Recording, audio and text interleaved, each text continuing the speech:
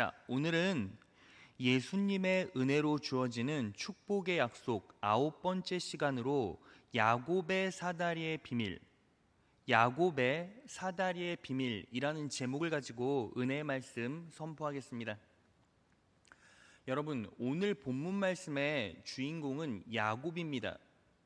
야곱은 형 에서의 장자권을 팥죽 한 그릇으로 도둑질했죠. 장자가 받아 누릴 축복을 자신이 전부 다 가져버렸다라는 거예요. 형 에서에게서 빼앗았죠. 그래서 보복이 두려워서 외삼촌 라반의 집으로 도망칩니다. 그 도망가는 길목에서 일어나는 사건이 오늘 본문 말씀의 이야기예요.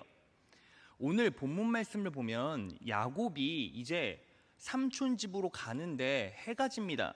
그래서 길가에서 유숙하게 돼요. 돌을 베개 삼아 자고 있는데 꿈을 꾸게 됩니다. 그 꿈 안에서 야곱은 정확하게 예수님의 은혜의 약속을 계시로 받게 돼요. 예수님의 은혜를 간접적으로 경험하게 되었다는 거죠. 자, 그러면 그 꿈의 내용을 볼까요? 오늘 본문 말씀 창세기 28장 12절을 보면 이렇게 나와 있어요. 꿈에 본즉 사닥다리가 땅 위에 섰는데 그 꼭대기가 하늘에 닿았고 또 본즉 하나님의 사자가 그 위에서 사닥다리 위에서 오르락내리락 하고 라고 나와 있어요. 보면 사닥다리가 땅 위에 섰죠. 그런데 그 꼭대기가 어디에 닿았어요? 하늘에 닿았어요. 그러니까 이 사닥다리가 땅으로부터 시작해서 하늘로 연결되었다는 겁니다. 자, 그러면 이 사닥다리는 어떤 역할을 하죠? 하늘과 땅을 이어주는 매개 역할을 하죠. 자, 그렇다면 이 사닥다리는 정확하게 누구를 예표하죠? 예수 그리스도를 예표해요. 왜요? 예수님께서 하늘과 땅, 하나님과 인간 사이를 매개하신, 중개하신 역할을 하셨기 때문이에요. 자, 그러면 이 사다리가 예수님을 예표한다라는 증거가 있습니까? 자, 예수님의 말씀을 빌려봅시다. 요한복음 1장 51절이에요. 또 가라사대 진실로 진실로 너희에게 이르노니 하늘이 열리고 하나님의 사자들이 천사들이 인자 위에 자신 위에 예수님 위에 오르락 내리락 하는 것을 보리라 하시니라.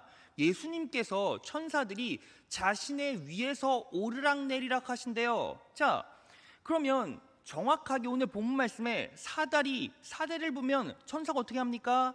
사다리 위에서 오르락 내리락 하죠. 예수님께서 천사들이 인자 위에 자신 위에 오르락 내리락 하리라 라고 분명히 말씀하셨어요. 자, 그러니까 사다리는 정확하게 누구를 예표합니까? 예수 그리스도를 예표하죠. 그래서 오늘 이 야곱의 꿈에 나타난 이 사닥다리를 통해서 우리는 예수님의 은혜를 깨달을 수 있고 그것을 믿음으로 받아낼 수가 있다라는 것입니다. 이 말씀을 잘 기억하시고 내 삶에 녹여내셔서 야곱의 축복, 기적을 누리시는 여러분 되시기를 진심으로 축원합니다.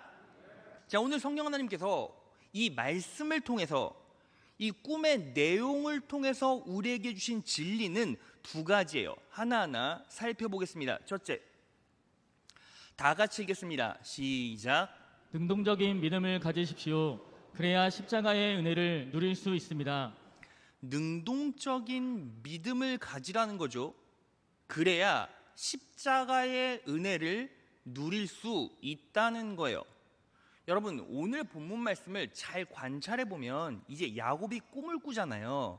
그런데 이 사닥다리의 꿈을 통해서 우리에게 허락하신 놀라운 축복의 약속이 있다는 거죠. 바꿔 말하면 예수님의 은혜로 주어지는 축복의 약속이 오늘 본문 안에도 그대로 녹아 있다는 겁니다. 자, 그러면 그 약속은 뭘까요? 자, 오늘 본문 말씀 13절에서 15절을 보겠습니다.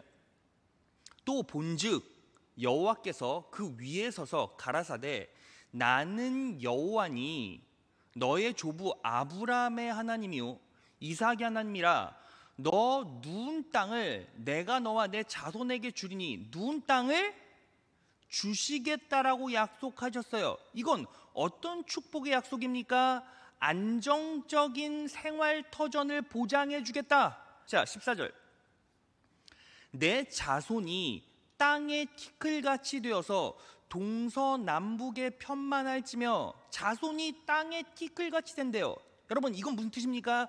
축복의 영속성이에요. 자손이 티끌같이 막 확장되고 많아지니까 그 축복이 자손에게서 자손으로, 자손에게서 자손으로 계속 이 축복이, 은혜가 영속적으로 이어진다는 거죠. 땅의 모든 족속이 너와 내 자손을 인하여 복을 얻으리라. 한마디로 말하면 뭐예요? 영향력을 주겠다. 다른 사람에게 복을 끼칠 수 있는 영향력을 주겠다, 이 뜻인 거죠. 자, 15절. 내가 너와 함께 있어 내가 어디로 가든지 너를 지키며. 딱 한마디로 말하면 뭐예요? 보호하심, 이거예요. 자, 그러면 하나님께서 이 꿈을 통해서 놀라운 축복의 약속을 주셨어요. 삶의 터전을 안정되게 보호해 주겠다, 만들어 주겠다. 자손에게 영원한 축복을 쏟아부어 주겠다, 영향력을 주겠다. 믿으시는 분 아멘. 그리고 섬세하게 보호해 주겠다, 이러한 놀라운 약속을 주시죠. 자, 그러면 우리가 이렇게 딱 말씀을 펼쳐놓고 한번 고민해 봐야 돼요. 여러분, 오늘 우리가 방금 확인해 봤던 이 축복의 약속들 있잖아요. 이 축복의 약속들을 가만히 관찰해 보면 이미 어디서 본 것 같지 않습니까? 이 축복의 약속을 가만히 관찰해 보면 이 약속을 우리가 어디서 보고 들었죠? 하나님께서 이미 아브라함에게 주신 축복의 약속이에요. 창세기 12장으로 갑니다. 내가 너로 큰 민족을 이루고. 여러분, 큰 민족을 이루기 위해서 뭐가 필요하죠? 땅이 필요하죠. 자, 큰 민족을 이루어 주겠다, 땅을 주겠다, 영속성, 많은 자손들을 주겠다, 영속적으로 축복해 주겠다, 내게 복을 주어 내 이름을 창대케 하리니 영향력을 주겠다, 너는 복의 근원이 될지라. 너를 축복하는 자에게는 내가 복을 내리고 너를 저주하는 자에게는 내가 저주하리니. 자, 너를 축복하는 자에게는 복을 주고 저주하는 자에게는 저주를 주면 어떻게 됩니까? 모든 사람이 아브라함을 축복하겠죠. 자, 그러면 자연스럽게 아브라함은 존경을 받고 보호를 받게 되죠. 땅의 모든 족속이 너를 인하여 복을 얻을 것이니라 하신지라. 자, 이 아브라함에게 주신 축복이 결국 오늘 본문 말씀에 누구에게 주신 축복이에요? 야곱에게 주신 축복이란 말이죠. 자, 그러면 이 축복은요, 몇 대에 걸쳐서 쭉 흘러내려온 거예요? 아브라함, 이삭, 야곱 3대째예요. 자, 그럼 제가 여러분들에게 질문해 보겠습니다. 여러분, 약속이 약속으로 머물지 않으려면 약속이 어떻게 돼야 됩니까? 땅에서 이루어져야 맞죠? 자, 그러면 3대에 걸쳐서 이 약속이 쭉 내려왔으면 야곱도 무언가는 누리고 있어야 맞죠? 그런데 오늘 본문까지 야곱의 인생을 보면 그 축복이 야곱의 인생 가운데 이루어졌습니까? 안 이루어졌다고요. 지금 형하고 싸움 나서 도망가는 처지잖아요. 그러면 왜 야곱은 이미 주어진 약속을 축복으로 누리지 못하냐고요? 이게 가장 중요한 핵심 요지 아니겠습니까? 근데 이유가 있어요. 바로 이 약속을 능동적인 믿음으로 취하지 못해서 그래요. 여러분, 그러면요, 야곱이 능동적인 믿음으로 이 약속을 취하지 못했다라는 증거가 어디 나와 있습니까? 자, 이것을요, 우리가 섬세하게 관찰해서 알아봐야 돼요. 자, 오늘 본문 말씀 12절로 다시 갑니다. 꿈에 본즉 사닥다리가 땅 위에 섰는데 그 꼭대기가 하늘에 닿았고, 또 본즉 하나님의 사자 천사가 그 위에서 뭐 하고 있어요? 오르락 내리락 하고 있다라는 거죠. 근데 우리가 주목해 봐야 될 게 바로 이 오르락 내리락이에요.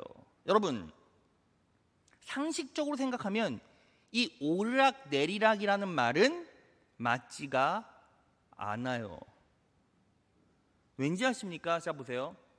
사닥다리가요, 땅에서 하늘로 연결됐죠.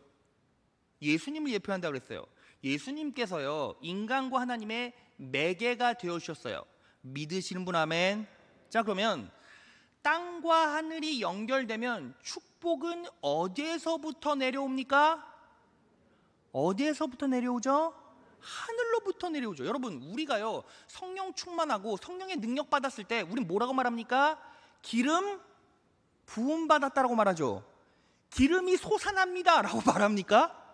기름 부음 받았다, 하늘로부터 기름이 부어진다라고 말해요. 자, 그러니까 예수님의 은혜는, 예수님의 십자가의 공로는 땅에서 하늘로 올라갔다가 하늘에서 우리에게 부어지는 거잖아요.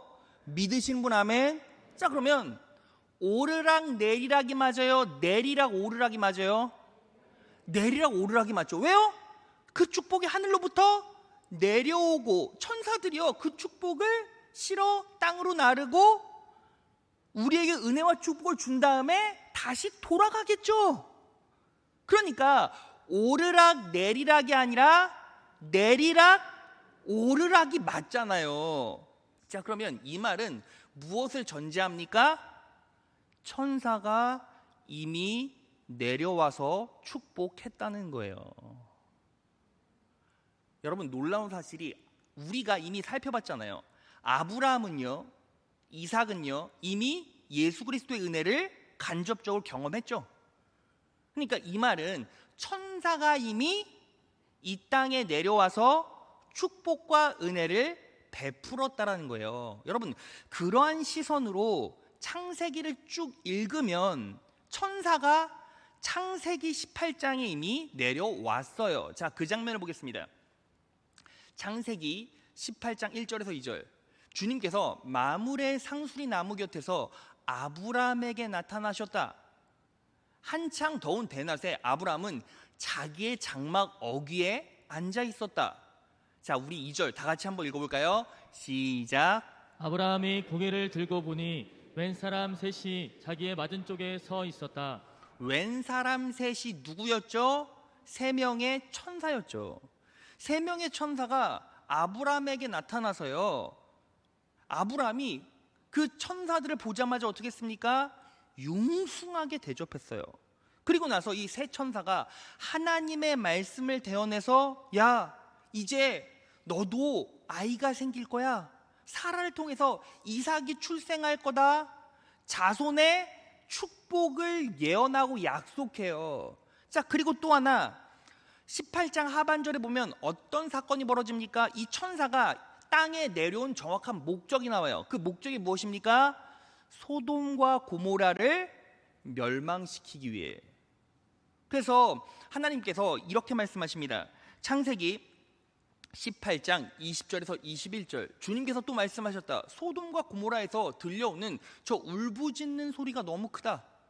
그 안에서 사람들이 엄청난 죄를 저지르고 있다. 21절. 다 같이 읽겠습니다. 시작. 이제 내가 내려가서 거기에서 벌어지는 모든 악한 일이 정말 나에게까지 들려온 울부짖음과 같은 것인지를 알아보겠다. 자, 이제 내가 내려가서, 아직 하나님께서 안 내려오신 거죠. 그러니까 천사 3명이 하나님의 말씀을 대언하셨다는 거예요. 거기서 벌어진 모든 악한 일이 정말 나에게 들려온 울부짖음과 같은 것인지를 알아보겠다. 그랬더니 아브라함이 하나님께 간구하죠. 하나님, 소돔과 고모라를 살려주세요. 의인 50명이면요, 45명이면요, 40명, 30명, 20명, 의인 10명만 있으면 소돔과 고모라를 구원해 주시겠습니까? 라고 했더니 하나님께서 뭐라고 말씀하십니까? 그래, 구원해 주마. 근데 어떻게 됩니까? 의인 10명이 없어서 소돔과 고모라는 멸망이에요. 자, 그런데 이 천사 3명 중에서 1명은 하늘로 올라가고 2명이 바로 어디로 갑니까? 소돔과 고모라를 치러 갑니다. 자, 창세기 19장으로 갑니다. 저녁 때 두 천사가 소돔에 이르렀다. 두 천사가 소돔에 이르렀죠. 근데 소돔에 이르자마자 누구에게 갔어요? 아브라함의 조카 롯에게. 그리고 이렇게 말해요. 13절, 우리는 지금 이곳을 멸하려고 합니다. 이 성 안에 있는 사람들을 규탄하는 크나큰 울부짖음이 주님 앞에 이르렀으므로 주님께서 소돔을 멸하시려고 우리를 보내셨습니다. 자, 여러분 보세요. 천사 셋 중에서 둘이 남고 소돔으로 가서 조카 롯에게 이 말을 하고 결국 어떻게 됩니까? 소돔과 고모라를 쳐서 불태워 없애버려요. 자, 그러면 잘 생각해 보세요. 왜 천사가 아브라함에게 롯에게 나타났죠? 심판 피하라고. 심판 피하라고. 이게 뭐예요? 섬세한 보호하심. 자, 그러면요, 이미 천사가 내려와서 아브라함에게 자손의 복을 줬죠. 믿으시는 분 아멘. 그리고 뭐 했어요? 섬세하게 보호해 줬죠. 믿으시는 분 아멘. 자, 그러면 이 소돔과 고모라를 멸망한 후에 천사 둘은 어디 갔을까요? 천사 둘은 어디 갔죠? 성경에 나와 있진 않아요. 그런데 여러분, 유대인들이 너무나 존경하는 랍비 슐로모 이츠하키라는 분이 자신의 창세기 주석에서 다음과 같이 얘기를 했어요. 야곱은 가나안 지경을 넘어 외삼촌 라반이 거하고 있는 하란 지방으로 들어가는 입구에 누워 있었다. 가나안에서부터 야곱을 수호해온 천사들은 계속 야곱과 함께 이방 땅까지 동행할 수가 없었다. 그래서 그들이 임무를 교대하고 하늘로 올라가고 그 다음에 내려왔다고 표현하는 것이다. 오늘 창세기 28장 12절, 하나님의 사자가 천사가 위에서 오르락 내리락하고. 자, 그러면 이 오르락한 천사는 지금까지 뭐 했다는 거예요? 소돔과 고모라를 심판한 후에 야곱을 철저하게 섬세하게 보호했다는 겁니다. 믿으시는 분 아멘. 자, 그러면 여기서 왜 야곱은 이미 주어진 놀라운 축복을 열매로 받지도 누리지도 못했는가? 능동적인 믿음이 없었다. 자, 그러면 야곱이 능동적인 믿음이 없었다라는 걸 어떻게 할 수 있습니까? 자, 이 꿈을 본 후에 야곱이 어떤 고백을 하나 봅시다. 창세기 28장 20에서 22절. 야곱은 이렇게 서원하였다. 지금 이게 뭐예요? 꿈꾸고 그 자리 베델 루스에서 이렇게 서원한 거예요.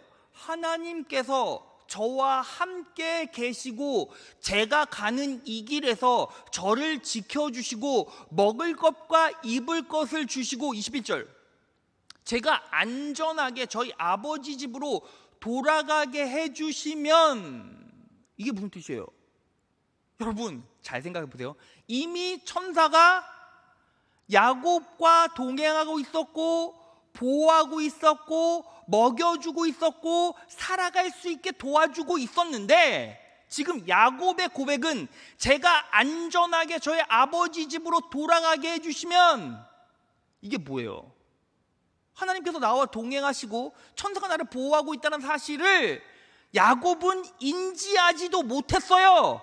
약속이 이미 아브라함을 통해서, 할아버지를 통해서 주어졌음에도 불구하고 약속은 있고 말씀은 있는데 그 약속과 말씀을 내 믿음으로 바꿔내진 못한 거죠. 주님이 저의 하나님이 되실 것이며, 22절, 제가 기둥으로 세운 이 돌이 하나님의 집이 될 것이며 하나님께서 저에게 주신 모든 것에서 열의 하나를 하나님께 드리겠습니다. 지금 뭐예요? 야곱이 미래에 대한 두려움 때문에 뭐 하고 있어요? 하나님께 조건을 달고 있어요. 여러분, 야곱의 믿음의 실체가 뭐예요? 약속이 있고 말씀이 선포됐어요. 할아버지 때부터 이삭 때부터 쭉 3대 걸쳐서 내려온 약속이 있었죠. 그런데 그 약속을 뭘로 들은 거예요? 그냥 약속을 진짜 약속으로 들은 게 아니라 그냥 소리로 듣고만 있었던 거예요.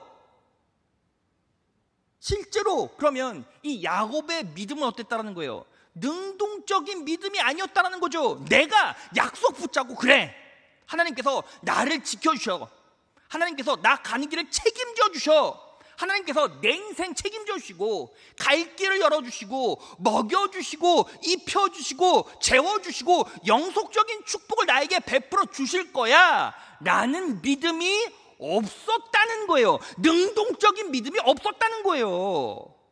여러분, 이 시대를 살아가는 많은 그리스도인이 야곱과 똑같죠. 어때요? 약속은 있고 계시는 있는데 믿지를 않아요. 그렇지 않습니까? 여러분, 그러면요, 오늘 본문을 통해서 실제로 야곱이 아닌 우리에게 주어진, 저와 여러분들에게 주어진 계시와 약속이 뭔데요? 자, 여러분, 이 꿈을 꾸고 나서 야곱이 그 자리에서 이런 고백을 해요. 창세기 28장 16에서 17절 두 구절 다 같이 읽겠습니다. 시작. 야곱이 잠이 깨어 가로되 여호와께서 과연 여기 계시거늘 내가 알지 못하였도다. 이에 두려워하여 가로되 두렵도다. 이곳이여 다른 것이 아니라 이는 하나님의 전이요 이는 하늘의 문이로다 하고. 자, 이 사다리의 꿈을 꾸고 야곱이 딱 뭘 봤어요? 이는 하나님의 전이요 이는 하늘의 문이로다 하고 라고 나와 있어요. 사다리 보고 하늘의 문이래요. 이 말은 무슨 뜻입니까? 사다리는 누구를 예표합니까? 예수 그리스도를 예표하죠. 그런데 이 사다리가 하늘의 문이래요. 그러니까 예수님이 뭐다? 문이시다라는 거예요. 예수님이 문이십니다. 믿으십니까? 자, 그러면 예수님이 문이란 의미가 뭐죠? 자, 예수님께서 자신을 실제로 문이라고 말씀하세요. 자, 요한복음으로 가겠습니다. 요한복음 10장 7절 9절입니다. 예수께서 다시 말씀하셨다. 내가 진정으로 너에게 말한다. 나는 양이 드나드는 뭐라고요? 문이다. 9절 다 같이 읽겠습니다. 시작. 나는 그 문이다. 누구든지 나를 통하여 들어오면 구원을 얻고 드나들면서 꼴을 얻을 것이다. 나는 그 문이다. 누구든지 나를 통하여 들어오면 구원을 얻고, 헬라어로 소조예요. 소조는 영육 간의 구원을 말합니다. 드나들면서 무엇을 얻을 것이다? 꼴을 얻을 것이다. 양에게 꼴은 뭐예요? 공급이고 먹을 것이죠.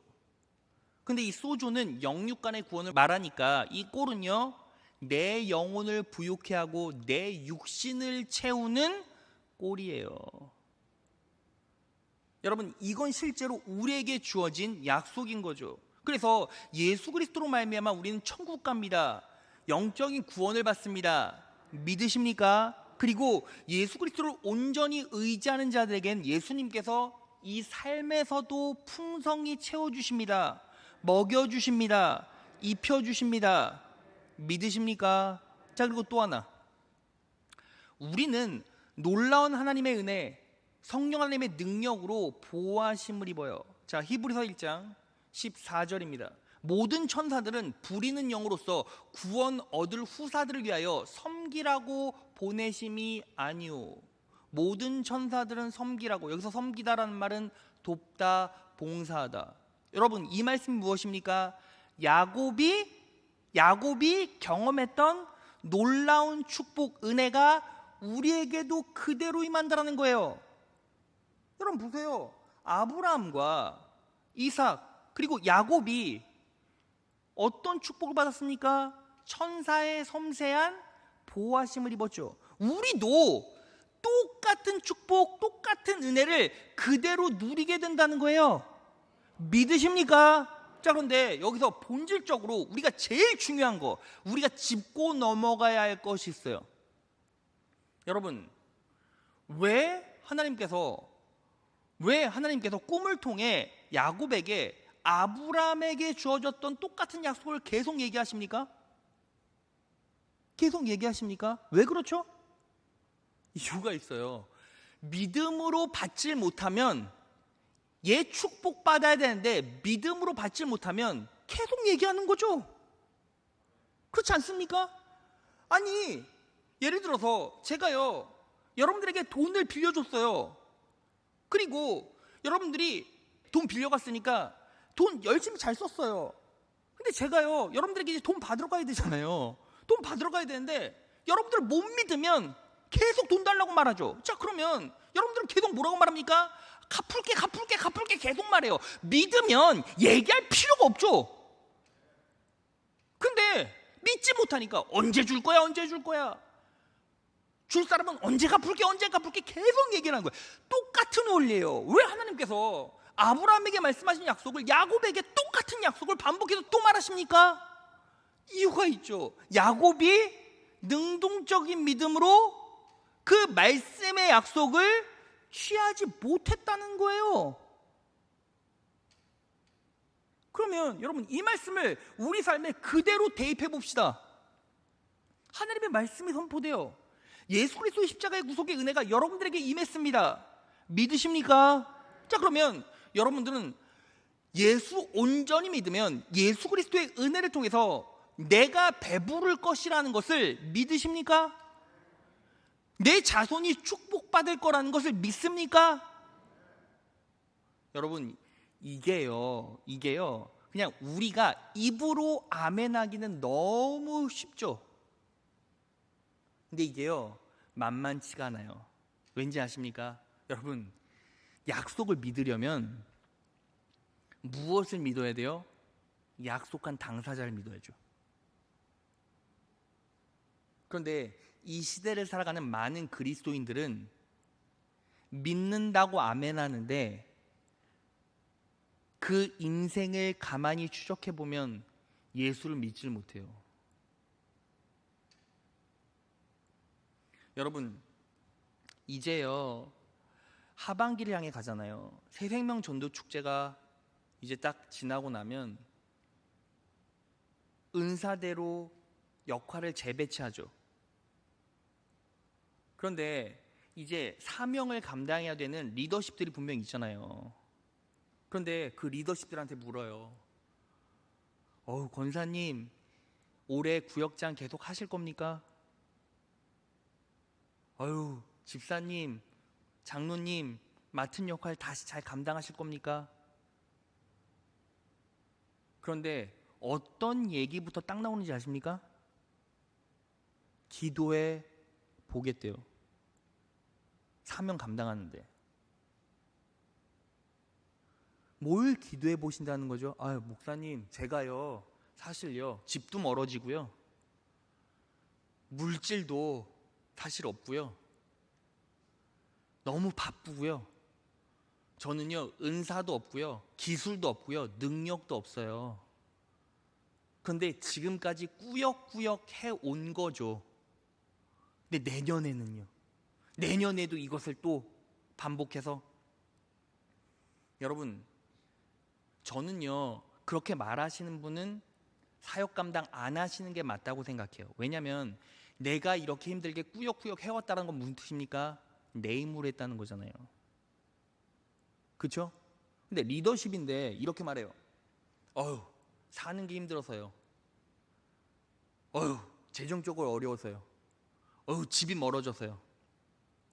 무슨 뜻입니까?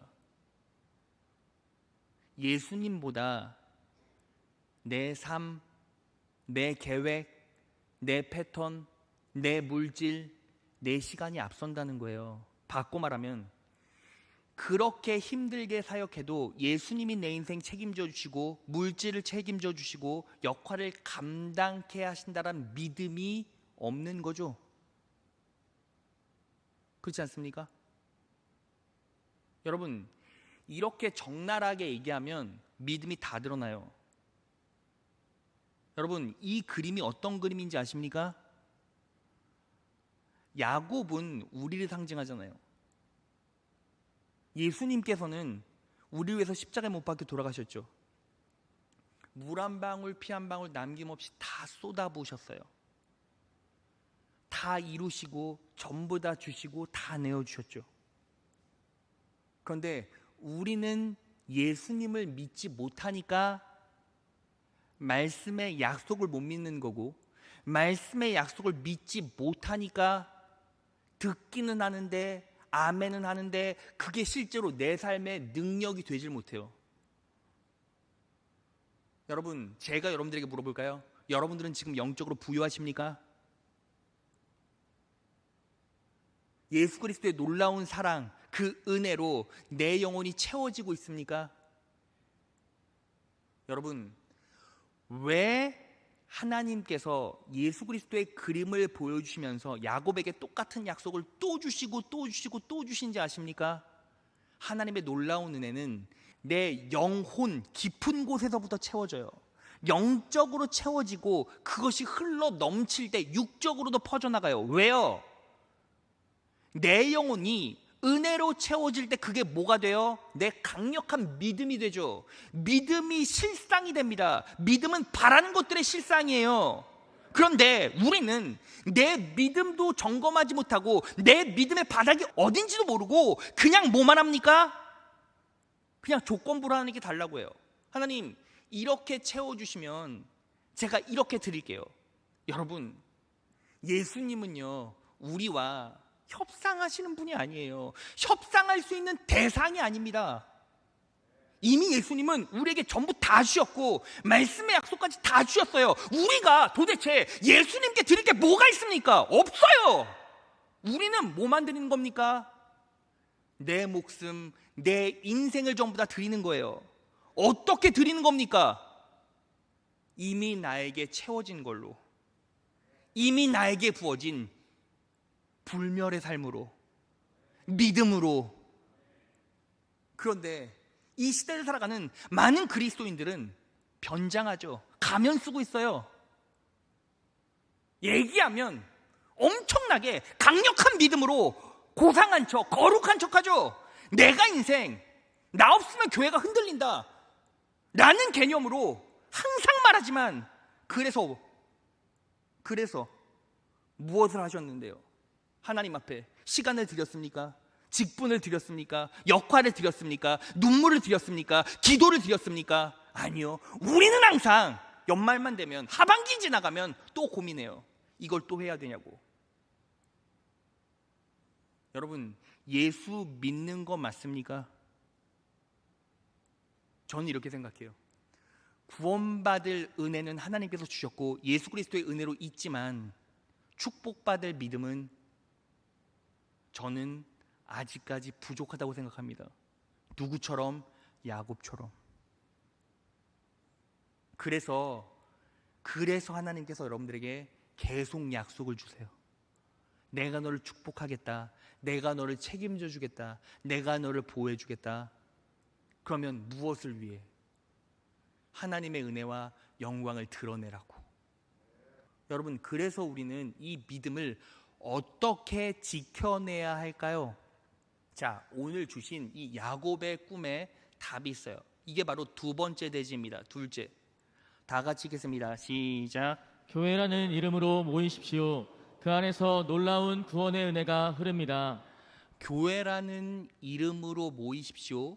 그 안에 놀라운 구원의 은혜가 흐른다라는 거죠. 여러분, 오늘 본문에서 야곱이 꿈을 꿨을 때 이 사다리가요, 하늘의 문이라 그랬잖아요. 그런데 그것 말고 하나가 더 있어요. 오늘 본 말씀 16절, 17절을 보면 17절에 이렇게 나와 있죠. 이에 두려워야 거르되 두렵보다 이곳이요 다른 것이 아니라 이는 하나님의 뭐라고요? 하나님의 뭐라고요?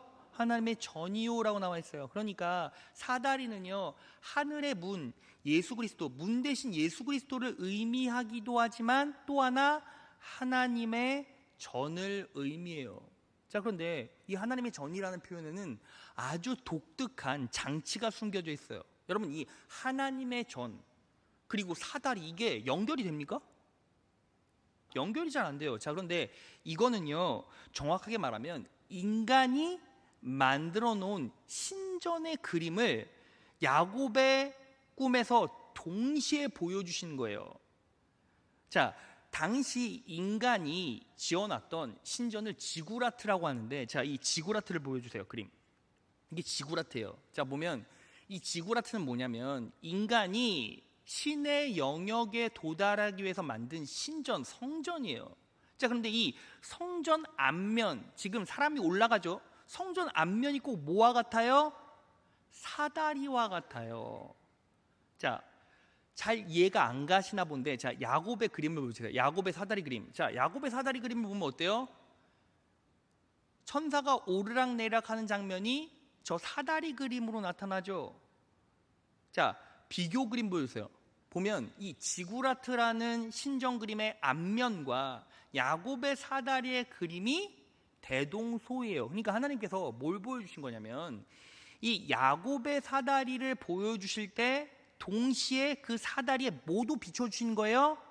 인간이 만들어 놓은 신전, 성전도 함께 비춰주신 거라고요. 왜 그랬습니까? 여러분, 인류가 태초에 맨 처음으로 만들었던 지구라트가 신전이 뭔지 아십니까? 바로 바벨탑이에요. 이 바벨탑의 용도를 찾아볼까요? 창세기 11장 4절이에요. 다 같이 한번 읽어볼까요? 시작. 또 말하되 자 성과 대를 쌓아 대 꼭대기를 하늘에 닿게 하여 우리 이름을 내고 온 지면에 흩어짐을 면하자 하였더니 성과 대를 쌓아 대 꼭대기를 어디에 닿게 하여? 하늘에 닿게 하여. 오늘 본문 말씀의 사다리가 이미 어디에 닿았어요? 하늘에 닿았죠. 자, 그러면 인간이 신전을 왜 만들었습니까? 이름을 내고 흩어짐을 면하게 하기 위해서 신전을 만들었다는 거예요. 바벨탑을 만들었다는 거예요. 자, 그러니까 인간은 뭐 하기를 원해요? 높아지길 원하고 모여서 세력을 확장시키길 원해요. 이게 인간의 욕망이라고요. 그러니까 그 인간의 욕망을 완벽하게 발현시키기 위해서 뭘 만들었다고요? 지구라트를 만들었다고요. 근데 야곱이 지구라트라는 그림과 예수라는 사다리의 그림이 동시에 보인 거예요. 지금 한 분에. 근데 야곱의 입장에서는 어떻게 된 거예요? 아, 하나님께서 이 그림을 통해서 성전을 보여주시는구나. 근데 이 성전을 가만히 보니까 인간이 만든 지구라트네.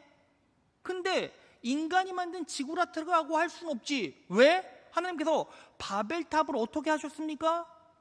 흩으셨잖아요. 자, 여러분, 창세기 11장 9절. 그러므로 그 이름을 바벨이라니 이는 여호와께서 거기서 온 땅의 언어를 혼잡게 하셨습니다. 여호와께서 거기서 그들을 온 지면에 흩으셨더라. 자, 그러면 뭐예요? 인간이 만들어 놓은 지구라트는 하늘에 닿게 하기 위해서 만들었지만 닿을 수도 없었고 이미 뻐개졌고 흩어져 버렸어요. 그런데 예수라는 성전은 어떻게 되었습니까? 축복이 내려지고 은혜가 부어지고 천사가 내려지고 우리를 보호해주고 그런 놀라운 축복이 하늘로부터 부어지는 모습이 바로 예수라는 이름 안에 있고 그 자리가 뭐예요? 성전이고 교회라는 거예요. 자, 그러면 왜 하나님께서 이 지구라트라는 그림과 성전의 그림을 동시에 보여주셨습니까? 인간은 자신의 욕망으로 높아지려고 하고 세력을 모으려고 하지만 결국 안 된다는 거예요. 왜? 하나님께서 흩으실 것이기 때문에. 그런데 예수라는 성전은 어떻게 됩니까? 축복과 은혜가 부어지고 그리고 흩으시는 부분이 아니라 다시 모아주시고 그리스도란 이름으로 세력을 형성하게 만들어 주신다는 거죠. 그래서 오늘 야곱의 약속 가운데는 분명히 네가 제자리로 돌아올 거다, 흩어져 가지만 다시 모아질 거다라는 약속까지 주세요. 자, 오늘 본 말씀 15절 보겠습니다. 다 같이 읽겠습니다. 시작. 내가 너와 함께 있어 내가 어디로 가든지 너를 지키며 너를 이끌어 이 땅으로 돌아오게 할지라. 자, 돌아오게 할지라. 내가 다시 모을 거야. 모을 것이라는 약속까지 주셨어요. 그러니까 야곱은 그 꿈의 그림을 통해서 무엇을 본 거예요? 인간이 만들어 놓은 허상뿐인 신전, 인간의 욕망의 발현으로 세워진 바벨탑, 지구라트를 보고 또 동시에 그 안에 하늘로부터 내려오는 예수 그리스도라는 성전을 봐버린 거예요. 그리고 하나님께서 이 꿈을 통해서 극단적으로 이 그림을 한꺼번에 보여주시고 대비시켜 주신 이유, 결국 인간들은 자신의 욕망 때문에, 여러분 돈 많이 벌면 세상 사람들이 어떻게 하려고 합니까? 높아지려고 하죠. 그런데 결국은 죽을 때 되면 전부 다 내려앉고 흩어지는 게 인간의 모습이고 욕망이라는 거예요. 그런데 예수라는 사다리, 예수라는 성전이 서 있고 그 안에서 우리는 무엇을 누립니까? 구원을 누리고 축복을 누리고 은혜를 누리고 보호하심을 확인하는 거예요. 약속을 확인하는 거예요. 그래서 뭐 하라는 거예요? 성전에 모이라는 겁니다. 그래야 이 약속이 내 영혼 가운데 실제적인 믿음으로 들어와 정착이 되고 강력해진다는 거죠. 여러분, 그래서요, 사도행전의 초대교회의 모습이 어땠습니까? 사도행전 2장 46에서 47절, 날마다 마음을 같이하여 성전에 모이기를 뭐 했다고요? 힘쓰고 집에서 떡을 떼며 기쁨과 순전한 마음으로 음식을 먹고 하나님을 찬미하며 온 백성에게 칭송을 받으니 주께서 구원받는 사람을 날마다 더하게 하시니라. 모이기를 힘쓰면 구원이 날마다 더하게 하시니라. 믿으시는 분 아멘? 여러분, 지금요 왜 교회가 무너져가고 쓰러져 갑니까? 코로나 때문이요? 아니요, 코로나 때문이 아니라 모이기 힘쓰기를 포기했기 때문이에요. 자, 그러면 내 믿음을 강력하게 단련시켜서 능동적인 믿음을 가져야 되는데, 그 능동적인 믿음을 갖기 위해서 뭐 해야 합니까? 축복이 어디에서부터 흐르는지, 이 놀라운 은혜가 어디에서부터 시작되는지 분명히 인식하고, 지금 내 안에 바벨탑이 있습니까? 그거 부셔내고 예수 그리스도라는 성전으로 다시 모이라는 거예요. 이게 뭐예요? 능력이고 축복이라는 것입니다. 여러분, 교회가요 점점 사라지고 있고 뻐개지고 있고 세상이 이겨먹지 못하고 사단의 능력에 놀아나는 이유가 무엇입니까? 결국 말씀을 떠나가잖아요. 그리고 여러분들의 영적 동지들과 말씀을 나누고 그 끈끈한 영적인 유대감을 가지고 함께 싸워내야 되는데, 막상 코로나 2, 3년 딱 터지고 나니까 모이기를 힘쓰기는커녕 세상에 빠져서 자기 인생 살기 바쁘죠. 그러다 보니까 말씀을 놓치고 기도를 놓치고 믿음을 놓치고 능력을 놓치고 기름 부음을 놓치고 치유와 회복이 없으니까 그 치유와 회복을 어디서 찾아요? 세상에서 찾아요. 휴가로 찾습니다. 잠으로 찾아요. 쾌락으로 찾아요. 물질로 찾아요. 소비로 찾아요. 쇼핑으로 찾아요. 명품으로 찾아요. 이렇게 돼버리는 겁니다. 여러분, 본질적으로 여러분들의 믿음은 어디에 있습니까? 예수님께서는 여러분들에게 놀랍게 기름 부어주시고 축복해 주시기 원하십니다. 믿으십니까? 그래서 여러분, 제가요 수홍 목사님이랑 교구 목사님들이랑 먼저 결단을 했어요. 제가요 너무 가슴 아픈 일이, 공예배 성도들이 코로나가 터지고 예배가 위축되다 보니까 전화를 해요. 장로님들, 안수 집사님들, 여러분 상식적으로요 교구 목사가 장로님에게, 권사님에게 공예배 좀 참석해 주세요 라고 부탁하는 게 상식적으로 맞는 겁니까? 여러분, 상식적으로 맞는 겁니까? 예수님이 여기에 계시고 성령님이 역사하시는데 그 자리에서 중직자분들한테 권사님, 집사님, 휴가는 주일 좀 피해 주셔야죠 라고 말하는 게 상식적인 게 맞냐고요. 근데 제가 이 부분을 놓고 기도하는데 성령 하나님께서 저에게 먼저 질책하셨어요. 뭘 질책하셨는지 아십니까? 요셉아, 너나 잘해. 목사들이나 잘해라. 이게 무슨 뜻인지 아십니까? 제가 그래서요 수홍 목사님하고 만나서 진짜 진지하게 대화를 나눴어요. 목사님, 교구 목사나 저나 담대하게 중직자분들에게 예배 참석하시고 말씀의 능력으로 살아야 영적으로 축복받고 인생이 잘 됩니다. 하나님께서 형통의 축복 주십니다. 요셉처럼 어떤 위기가 있다 할지라도 이겨낼 수 있는 능력 주십니다 라고 다구지게 얘기하려면 목사 가정부터 회복돼야 되는 거 아닙니까? 그래서 제가요, 아예 송 목사님하고 목사들 불러놓고 다 얘기했어요. 아니, 성도들한테 먼저 얘기를 하지 말고 목사들의 가정부터 예배 회복을 시키고 기도의 회복을 시키자. 여러분, 하나님께서 왜 아내, 왜 가족들을 붙여주셨는지 아십니까? 재미로? 번식하고 잘 먹고 잘 살라고? 아니요. 가장 긴밀한 영적 동지가 내 아내가 되어야 하잖아요. 그러면 이 시대의 많은 목회자들이 쓰러지는 절대적인 이유 중에 하나가 뭐예요? 목회자 사모들이 기도를 안 해요. 목회자 사모들이 예배를 안 드려요. 우리 교회가 그렇다라는 게 아니라 일반적인 교회가 그래요. 물어봐요. 왜 그렇습니까? 목사님 사례로는 먹고 살기가 힘들대요. 그래서 일해야 된대요. 여러분, 하나님께서 안 주시면 굶으면 안 됩니까? 여러분, 하나님께서 굶기시면 굶으면 안 됩니까? 하나님께서 허락하시지 않으시면 굶으면 안 됩니까? 여러분, 신앙의 본질은 하나님께서 주시면 배부르고 안 주시면 굶는 거예요. 하나님께서 안 주시겠다라고 작정하셨는데 그거 거역하고 나 배부르겠습니다라고 달려드는 게 신앙이 아니라고요. 그러면 또 하나님께서 배고픈 목회자에게 배 안 채워주십니까? 여러분, 이게요, 자꾸 악순환의 반복이 되는 거 같지 않습니까?